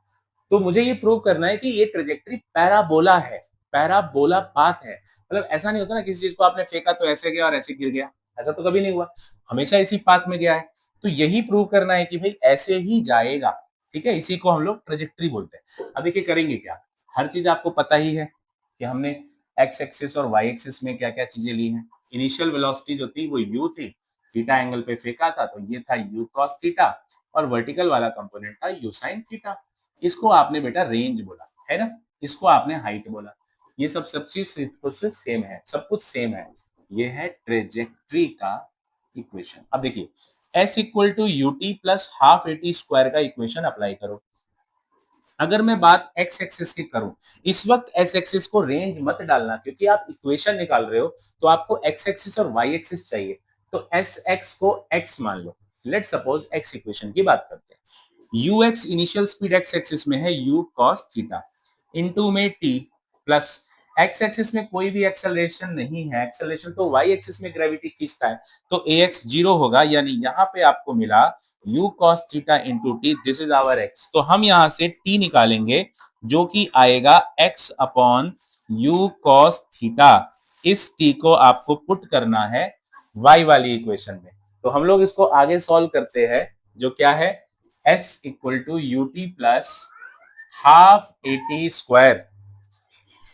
बेटा तू बाहर चल इसके बीच में बता अभी, चल इधर चल। ओके तो पढ़ाई पे वापस आते हैं भाई, छोटा बच्चा है तो अपना बेबी जो है वो रिकॉर्डिंग के बीच में आ गया था बच्चों। सो चलिए कोई बात नहीं, डिस्टर्बेंस को हटाते हैं अभी, उससे मिलेंगे वीडियो के बाद।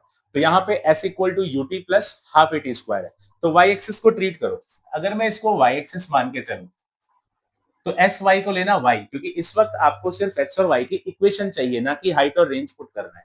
What is initial velocity in y axis, ये है u sin थीटा। पुट कर दो u sin थीटा इनटू में t, एक्सेलरेशन y एक्सिस का minus g into t square. ये बन गया u sine theta into T minus ji by two T square, this is y। पुट करिए time की वैल्यू जो हमारे पास में है, क्या है टाइम, यहां से निकला था x upon you cos theta, यहां रख दो x upon you cos theta.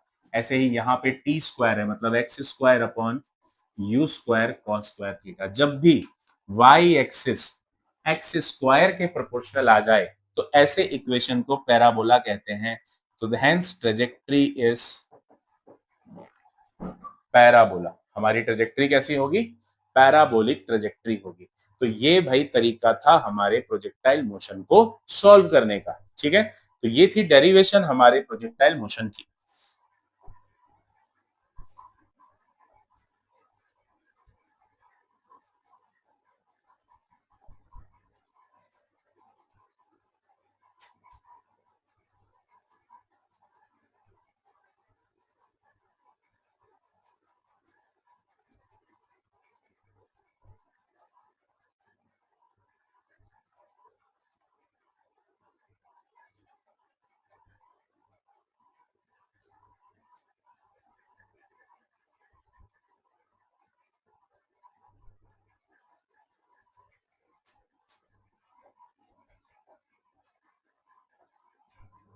चलिए अब इसके बाद अगला जो है एक इसके बेस्ड पहले क्वेश्चन देख लेते हैं। So there is a question, ये आपकी एनसीईआरटी बुक का क्वेश्चन है। क्वेश्चन में क्या कह रहा है कि एक क्रिकेटर है, there is a cricket ball is thrown at an speed of 28 metre per second. मतलब इस क्वेश्चन में आपको जो बेटा यू दिया गया है, यू कितना है 28 मीटर पर सेकंड का यू है। Direction 30 degree above the horizontal, मतलब 30 डिग्री का एंगल थीटा आपको दे दिया गया है 30 डिग्री हॉरिजॉन्टल के साथ बना के फेंक रहा है। तो मैक्सिमम हाइट क्या होगा, देखो सिंपल है, फॉर्मूले के अंदर थीटा आपको क्वेश्चन में दिया गया है 30 डिग्री, इनिशियल स्पीड फेंका गया 28 मीटर पर सेकंड से, है ना, 28 मीटर पर सेकंड से फेंका गया। तो आपसे कह रहा है कि भाई मैक्सिमम मैक्सिमम क्या निकालो, the time taken by the ball to return to the, तो है पहला पार्ट है मैक्सिमम हाइट निकालना है। So what is the formula of maximum height, height का रिलेशन प्रोजेक्टाइल मोशन में क्या होता है। तो हम लोगों ने जो हाइट निकाला था डेरिवेशन करके, वो है हमारा ये u square sine square theta by two g. तो इसको पुट कर दो यहाँ पे, u square sine square theta by two g. देखो यू स्क्वायर मतलब हुआ 28 का square, sine square theta, theta is 30 degree divided by two g, g को 10 ले लेता हूँ थोड़ा इजी कैलकुलेशन हो जाएगा। 28 का स्क्वायर करो भाई, 28 का स्क्वायर कितना होता है, 28 इंटू 28, 28 इंटू 28, ये निकला 784, तो 784। साइन 30 1/2 होता है ना, तो 1/2 का स्क्वायर करना है, नीचे 2 इंटू 10 हो गया 20, 784 इंटू 1/2 का स्क्वायर इज 1/4 है ना। 1/4 का मतलब क्या, 1/4 का मतलब हुआ 0.25। इससे कर दिया मल्टीप्लाई, नीचे है 20। इसको सिंप्लीफाई अगर हम करें बेटा तो याद रखो, सीधा सीधा कर देता हूँ, 784 इंटू में 0.25 डिवाइडेड बाय 20। ये हमारा आंसर कितना आ गया, 9.8। यानी मैक्सिमम हाइट ये कितना जाएगा, 9.8 मीटर की ऊंचाई तक ये जाएगा। मैक्सिमम हाइट इतना जा सकता है, this is the maximum height. Second हमें पूछा गया है कि टोटल टाइम कितना लगेगा। तो टाइम ऑफ फ्लाइट क्या था, 2u sin theta by g. अब सेम रिलेशन आप अप्लाई कर दो, u की वैल्यू इनिशियल उसने 28 ली थी, sin थीटा यानी sin 30, g की वैल्यू 10 ले लो। तो 2 से गया बेटा ये 5 टाइम्स, 28 इंटू साइन 30 हो गया 1/2 डिवाइडेड बाय 5, 2 से गया ये 14, यानी कि 14/5 आपका आंसर हुआ। कितना सेकंड, सिंप्लीफाई करें तो 5 2 जा 10, 5 8 जा 40, 2.8 सेकंड आपका आंसर होगा। इतने टाइम में ये पूरा का पूरा मोशन ट्रेवल करेगा। ठीक है, ये हो गया। नेक्स्ट, इसके अंदर और भी कुछ निकालना था। इस क्वेश्चन में थर्ड पार्ट में पूछा है the distance from the thrower to the point where the ball return to same level. अब देखो ये रेंज की बात कर रहा है इनडायरेक्टली, मतलब आपसे कह रहा है रेंज निकालो। भाई रेंज का फॉर्मूला हम लोगों ने क्या पढ़ा था, हमारे लिए जो रेंज था वो था u square sine 2 theta by g, है ना। हम लोगों ने जब रेंज निकाला, रेंज की डेरिवेशन जब हमने की है, तो u square sine 2 theta by g निकाला था। ये u square sine 2 theta by g यहाँ पे अप्लाई करो, तो u square sine 2 theta by g value डालते हैं। यू स्क्वायर यानी कि 28 का स्क्वायर, साइन 2 थीटा यानी 2 इंटू 30, जी की वैल्यू 10 ले लो, 28 का स्क्वायर 784, साइन 60 हो गया ना ये, और डिवाइड बाई 10, 10 से इसको किया तो ये 78.4 होगा। साइन 60 की वैल्यू √3/2 होती है, तो आप इसको सिंप्लीफाई कर लो। ये काटेंगे, 2 3 जा 6, 2 9 जा 18, 2 2 जा 4, √3 की वैल्यू 1.73 होती है। तो कैलकुलेटर में इसको मल्टीप्लाई कर लेते हैं, 39.2 मल्टीप्लाई में 1.73, दिस इज 67.816 मीटर। तो ये आ गया मैक्सिमम रेंज। भाई इतना दूर तक जाएगा ऑब्जेक्ट। ये है आपका प्रोजेक्टाइल मोशन का न्यूमेरिकल। तो हमने बेटा प्रोजेक्टाइल भी किया, उसके 5 चीजें हमने निकाली। कौन कौन सी चीजें निकाली, टाइम निकाला हमने, रेंज निकाला, हाइट निकाला, वेलोसिटी एट एनी इंस्टेंट निकाला और ट्रेजेक्टरी निकाला। कुल मिला के 5 चीजें निकाली। अब